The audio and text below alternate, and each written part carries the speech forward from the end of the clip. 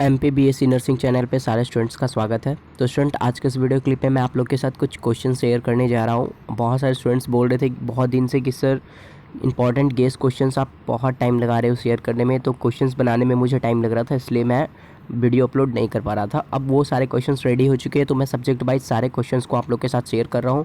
जो क्वेश्चंस बहुत इंपॉर्टेंट है आपके पेपर के लिए, VVIP सिलेक्टेड गेस क्वेश्चंस हैं जो कि आपके पेपर में आ सकते हैं और आएंगे ही। तो आप लोग इन क्वेश्चंस को अच्छे तरीके से पढ़ लो, समझ लो इनके आंसर्स को, क्या आपको कैसे लिखना है, पैटर्न क्या होगा लिखने का, और मार्किंग किस बेसिस पे आपको कितना स्कोर होगा। तो चलिए स्टार्ट करते हैं। कैसे हो सारे स्टूडेंट्स? तो कुछ मोस्ट इम्पॉर्टेंट और VVIP क्वेश्चंस लेकर के मैं आया हूँ आप लोग के सामने। और आप लोग बहुत दिनों से बोल रहे थे, बहुत सारे स्टूडेंट्स कि सर गेस क्वेश्चंस आप कब दोगे, बहुत लेट कर रहे हो। तो गेस क्वेश्चंस लेकर के मैं फ़र्स्ट वीडियो अपलोड करने जा रहा हूँ यहाँ पे। और ये सब्जेक्ट आपके फ़र्स्ट पेपर जो है एनाटॉमी और फिजियोलॉजी का पोर्शन है। तो यहाँ पे आप देखो कि मैंने सब्जेक्ट वाइज इतने सारे सब्जेक्ट्स के गेस क्वेश्चंस कवर कर लिए हैं और ये सारे क्वेश्चंस रेडी हैं। और इन क्वेश्चंस में से आपको बहुत सारे ऐसे क्वेश्चंस मिलेंगे जो आपके पेपर के लिए मोस्ट इंपॉर्टेंट होंगे और आपके पेपर में आएंगे। तो चलिए हम सारे क्वेश्चंस को बारी बारी से समझते हैं, कौन कौन से ऐसे इंपॉर्टेंट क्वेश्चंस हैं जो हमारे पेपर के लिए बहुत ही ज़्यादा इंपॉर्टेंट हैं।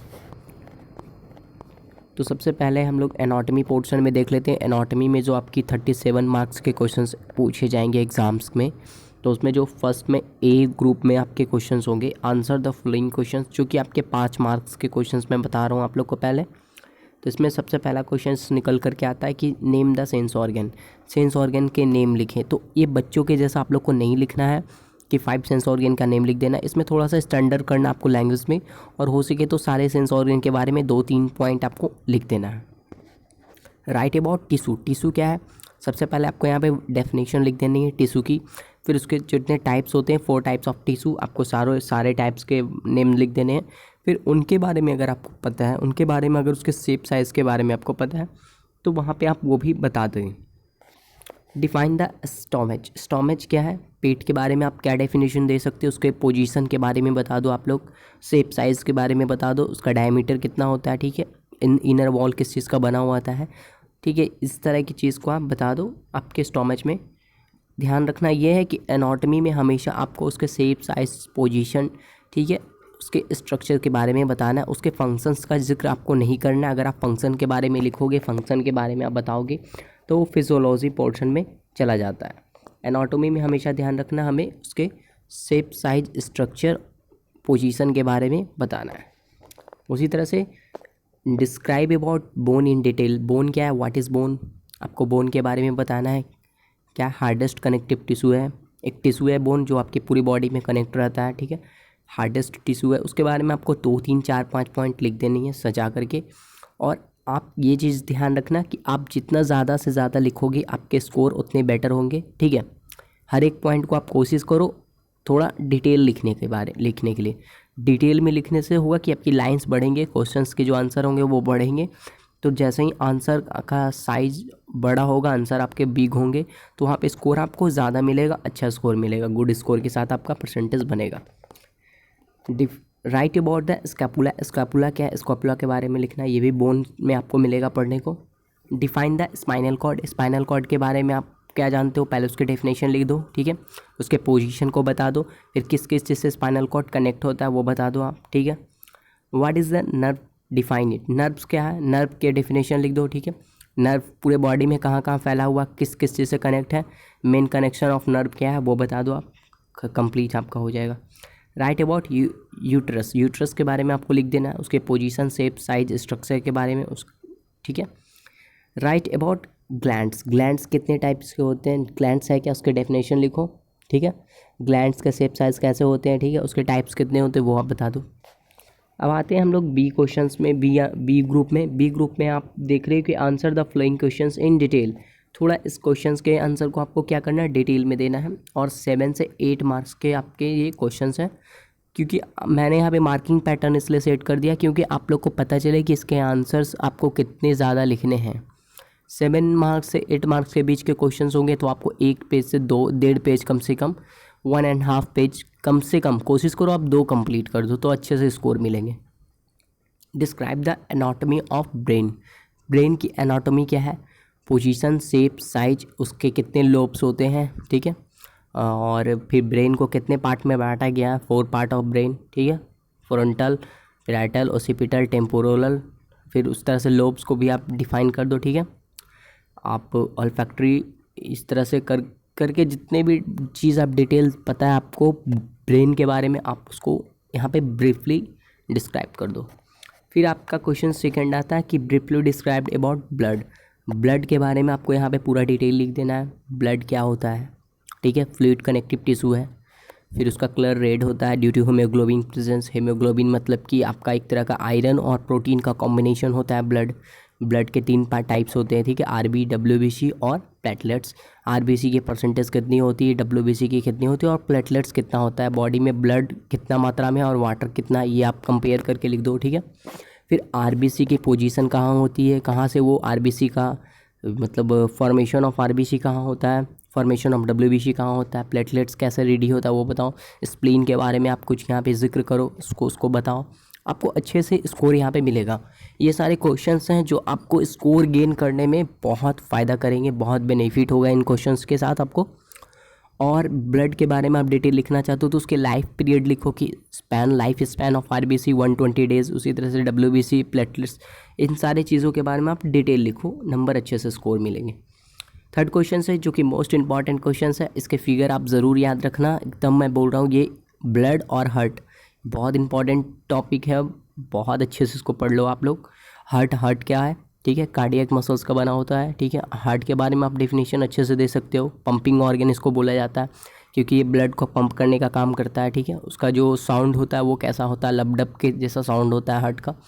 फिर आप 4 चैम्बर के बारे में डिस्क्रिप्ट कर दो, किस तरह से ब्लड आता है फर्स्ट चैम्बर में, फिर नीचे जाता है, फिर सेकेंड चैम्बर, थर्ड चैम्बर में जाता है, फोर्थ चैम्बर में जाता है, फिर बाहर निकलता है, फिर पल्मोनरी, कोरोनरी, आर्टरी, वेन, जो भी आपने पढ़ा है वो सारा कुछ यहाँ पे पूरा पटक देना, जो भी आपने पढ़ा है वो सब कुछ यहाँ पे लिख देना आपको पेपर में, कुछ भी चीज़ छूटना नहीं चाहिए।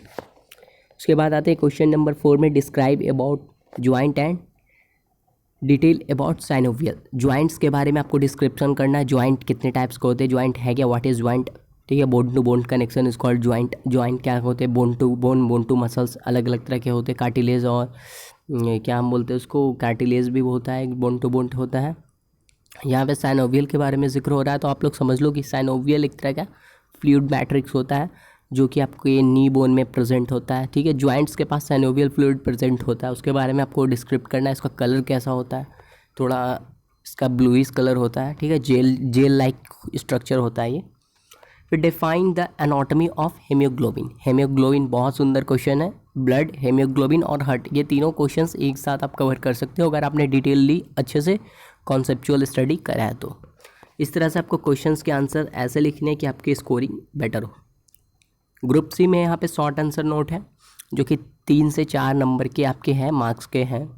First question, short note on cell. Cell के ऊपर एक नोट लिखना है, छोटा सा, ज़्यादा बड़ा नहीं होना चाहिए, ठीक है। 3 से 4 नंबर का आप स्कोर पैटर्न देखना कितने मार्क्स का आपको आंसर मांग रहा है।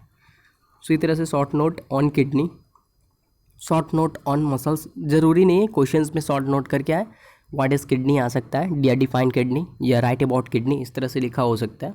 Short note on muscle, short note on eye या फिर आई बॉल करके भी आएगा, ठीक है। Short note on hormone, note on lungs, liver, stomach, इन सब के बारे में लिखना है। फिर ग्रुप डी में मैंने कुछ यहाँ पे फिगर को सिलेक्ट किया है, इनमें से कोई एक ऐसा फिगर है जो आपके एग्ज़ाम में आ सकता है, ठीक है, जिसमें से मैंने सिलेक्ट करा है कुछ फिगर। जो फर्स्ट है सेल का फिगर आप याद रखना, फीमर बोन का, हार्ट का, आई का, लीवर, किडनी, स्टोमच। किडनी अगर आपको हो सके पेपर में नेफ्रॉन का फिगर दे, अगर नेफ्रॉन लिखा हो तो कंफ्यूज नहीं होना है, नेफ्रॉन का मतलब हो रहा है वहाँ पे किडनी। यहाँ पे आपका एनाटॉमी का कुछ सिलेक्टेड क्वेश्चंस जो मैंने सेलेक्ट करा था वो कंप्लीट हो चुका है। अब चलते हैं फिजियोलॉजी के पोर्शन में जो कि 38 मार्क्स के आपके क्वेश्चंस आएंगे एग्जाम पेपर में। वहाँ पे भी मैंने यही रूट को फॉलो किया कि ग्रुप वाइज क्वेश्चंस को मैंने अरेंज कर लिया। 5 मार्क्स के क्वेश्चंस मैंने यहाँ पे एक ग्रुप में रखा है। फर्स्ट क्वेश्चन है gall bladder and its physiology. Gall bladder क्या है, उसकी फिजियोलॉजी यानी फंक्शंस के बारे में आप डिटेल लिखो। अगर फिजियोलॉजी नहीं भी लिखा होगा तब भी आपको फिजियोलॉजी के क्वेश्चंस के अंदर में उसका फंक्शन ज़रूर मेंशन करना है। याद रखना फिजियोलॉजी मतलब फंक्शन पूछा जा रहा है, ठीक है। उसके डेफिनेशन के बाद आप उसका फंक्शन दे देना। यहाँ पे आपको पोजीशन, शेप, साइज, स्ट्रक्चर देने की ज़रूरत नहीं है। एड्रिनल ग्लैंड क्या है, उसके फंक्शंस के बारे में लिख दें। लैक्रिमल ग्लैंड क्या है, उसके फंक्शन। ओजिनेसिस प्रोसेस एंड स्पर्मेटोजिनेसिस क्या होता है, इसके डेफिनेशन लिखने के बाद इसके स्टेप्स लिख दो, प्रोसेस लिख दो। सेलुलर इम्यूनिटी क्या है, व्हाट इज इम्यूनिटी, इम्यूनिटी भी आ सकती है क्वेश्चंस, या फिर सेलुलर या एक्वायर्ड इम्यूनिटी, इस तरह से हो सकता है क्वेश्चंस। इम्यूनिटी चैप्टर बहुत इंपॉर्टेंट है, आप वहाँ से 2-3 क्वेश्चंस वहाँ पे समझ लेना। Right about the bile juice formation, bile juice होता है क्या और उसका फॉर्मेशन कैसे होता है, कहाँ पे होता है, इसके बारे में आप थोड़ा बता देना। Difference between exocrine and endocrine gland, 7 number question में difference between exocrine gland and endocrine gland, दोनों ग्लैंड के डिफरेंस कर देना है। एक लाइन बना के दोनों को सेपरेटली लिख देना है, दोनों के बारे में। डिफाइन माइटोकॉन्ड्रिया, माइटोकॉन्ड्रिया क्या है या फिर power house of the cell इसको बोला जाता है, इस तरह से भी क्वेश्चन आ सकता है। Why mitochondria is called power house of the cell, या फिर व्हाट इज माइटोकॉन्ड्रिया या डिफाइन माइटोकॉन्ड्रिया। क्वेश्चन नंबर 9 में लाइसोसोम या फिर इसी को क्या बोला जाता है, suicidal bag of the cell. Question आपके ऐसे भी आ सकते हैं, वाई लाइसोसोम इज कॉल्ड या known as suicidal bag of the cell, क्यों ये सुसाइडल बैग कहलाता है, ये बात बताइए आप। तो ब्रस्ट हो जाता है लाइसोसोम, आपको पता है फैगोसाइटोसिस प्रोसेस होता है जिसमें ये सेल्स को खाते हैं और खा जाने के बाद क्या करते हैं, फॉरेन सेल्स जैसे ही लाइसोसोम्स को अगर इंगल्फ करते हैं तो वहाँ पे क्या होता है, ब्रस्ट हो जाता है, यानी कि फट जाता है। तो एक तरह का खुद का सुसाइड कर लेता है वो। डिस्क्राइब्ड ब्लड के बारे में आपको डिस्क्रिप्शन लिखना और यहाँ पे उसके फंक्शंस को मेंशन करना है, ठीक है। स्पेशली आपको फंक्शन पे ध्यान देना। व्हाट इज स्प्लीन, स्प्लीन के बारे में लिखना, उसका फंक्शन क्या है। Right about lobes and their function, 12 number में 13 नंबर में right the functions of heart का फंक्शन क्या है। 14 में व्हाट इज CSF, ठीक है, CSF क्या है आपको बताना है। और 15 नंबर में है describe ADH hormone, anti diuretic hormone. 16 number में है right about the gastric juice and there formation, gastric juice क्या है उसके फॉर्मेशन के बारे में बताना है। कुछ ग्रुप बी में इस तरह से आ गया क्वेश्चंस, तो डिटेल में है आपके 7 से 8 मार्क्स के question. What is cardiac circulation या कार्डियक साइकिल क्या होता है, इसके पूरे पाथ को आपको यहाँ पे एक्सप्लेन करना है, किस तरह से पूरा प्रोसेस होता है कंप्लीट। फिगर बना के अगर आप यहाँ पे करोगे तो बेटर स्कोर होगा आपका। Right the functions of large intestine का फंक्शन मेंशन करना है। फिजियोलॉजी ऑफ नर्वस सिस्टम का क्या काम होता है, कैसे वर्क करता है nervous system. Difference between the sympathetic nervous system and parasympathetic nervous system, दोनों में डिफरेंस क्या है वो मेंशन करना है। क्वेश्चन नंबर 5 में difference between artery and when, artery और वेन बहुत कॉमन क्वेश्चन है, ये बहुत लोग मिस कर जाते हैं समझाने में भी, अच्छे स्टूडेंट्स ये कंफ्यूज होते हैं कि दोनों एक है। नहीं, आपको ध्यान देना है कि आर्टरी और वेन दोनों 2 चीज़ होते हैं, ठीक है। उसके बारे में आपको यहाँ पे डिफरेंस करके बता देना है, 4-5 पॉइंट आपको लिखना है। फिजियोलॉजी ऑफ यूरिनरी ब्लडर का फिजियोलॉजी मेंशन करना है। Illustrate the process of oogenesis and spermatogenesis और oogenesis का प्रोसेस जो है उसको आपको यहाँ पे डिफाइन करना है। क्वेश्चन नंबर 8 में मेंस्ट्रुअल साइकिल, ये क्वेश्चंस में भी आ सकते हैं क्योंकि मैं गारंटी इसकी नहीं ले रहा हूँ, लेकिन कुछ ईयर में ऐसे क्वेश्चंस थे जो पूछे जाते थे पहले। अब इस तरह के क्वेश्चंस इस बार में भी पूछ सकती है यूनिवर्सिटी। तो lungs and its capacity, lungs का कैपेसिटी क्या है, इनहेलिंग कैपेसिटी जो होता है लंग्स का, एक्सपेल और इनहेल करने की जो कैपेसिटी है उसके बारे में आपको एक्सप्लेन करना है।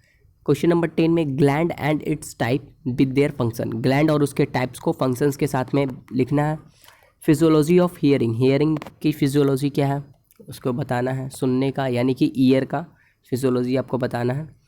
ब्लड ग्रुप क्या होता है उसके बारे में आपको बताना है, किस बेस पे ब्लड ग्रुप को डिवाइड किया गया है 4th पार्ट में, ठीक है, और फिर प्लस माइनस की बेसिस पे किया गया उसके बारे में आपको एक्सप्लेन करना है। 13 क्वेश्चन क्या है, metabolism of carbohydrate, protein and fat, protein carbohydrate का मेटाबॉलिज्म प्रोसेस क्या होता है, कैसे होता है, उसको यहाँ पे एक्सप्लेन करना है। Name of any 4 female sex hormone के बारे में लिखना है। 15 नंबर में name of any anterior pituitary gland hormone के बारे में लिखना है। उसके बाद यहाँ पे आपके फिजियोलॉजी के क्वेश्चंस हो जाते हैं कंप्लीट। इसके साथ में एनाटॉमी और फिजियोलॉजी का जो भी क्वेश्चंस है, मोस्ट इंपॉर्टेंट क्वेश्चन सिलेक्टेड जो मैंने सिलेक्ट करा है अपने अकॉर्डिंग, जो मुझे लग रहा है कि क्वेश्चंस पेपर में आ सकते हैं, मोस्ट इम्पॉर्टेंट टॉपिक है, उन टॉपिक से मैंने क्वेश्चन सेलेक्ट करा है और उसको अपने ढंग से यहाँ पे मैंने लिखा है, रेडी करा है एक गेस। और ये गेस मैं सोच रहा आप लोग के साथ शेयर कर दूँ ताकि आप लोग का बेनिफिट हो, आप लोग को इस फ़ायदा हो पेपर देने में। तो मैंने ये सारे क्वेश्चंस आप लोग को समझा दिया। अब इसके आंसर्स आप खुद कंप्लीट करो, कोशिश करो। अगर किसी को दिक्कत होगी, मेरे पास टाइम मिला, मैं कोशिश करूँगा कि कोई ऐसा कॉमन क्वेश्चन हो जिसको एक्सप्लेन कर दूँ, तो मैं समझा दूँगा यहाँ पे। और अगर इन सारे क्वेश्चन से रिलेटेड किसी को कुछ प्रॉब्लम होती है तो वो कमेंट बॉक्स में कमेंट कर सकते हैं, ठीक है। और नर्सिंग से रिलेटेड कोई इन्फॉर्मेशन अपडेट आएगी तो उन सारे इन्फॉर्मेशन को मैं आप लोग के साथ ज़रूर शेयर करूँगा। तब तक के लिए धन्यवाद।